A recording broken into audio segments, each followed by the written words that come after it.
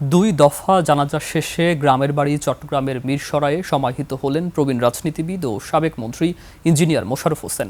চট্টগ্রামের বিভিন্ন রাজনৈতিক দলের নেতা ও মোশাররফ হোসেনের স্বজন, ভক্ত ও অনুরক্তরা তার সম্পর্কে স্মৃতিচারণ করেন। চট্টগ্রাম প্রতিনিধি শাহাদত হোসেনের আরও একটি তথ্য ভিডিওতে আরও জানাচ্ছেন সমর ইসলাম। সকাল 11টায় জানাজার জন্য সাবেক মন্ত্রী ইঞ্জিনিয়ার মোশাররফ হোসেনের মরদেহ নগরের জমিয়তুল ফালাহ জাতীয় মসজিদ চত্বরে নেওয়া হয়। শেষবারের মতো দেখতে ভিড় করেন ভক্ত অনুরক্তরা। বর্ষিয়ান এই নেতার জানাজায় বিভিন্ন রাজনৈতিক দলের নেতাকর্মী ছাড়াও নানা শ্রেণী পেশার মানুষ অংশ নেন।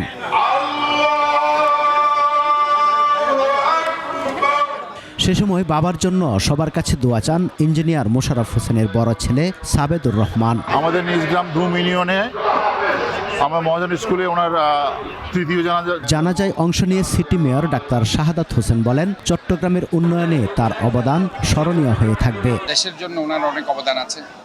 এই দেশের জন্য উনি মুক্তিযুদ্ধ করেছেন এবং এই চট্টগ্রামের বৃহত্তর চট্টগ্রামের জন্য ওনার অনেক অবদান আছে।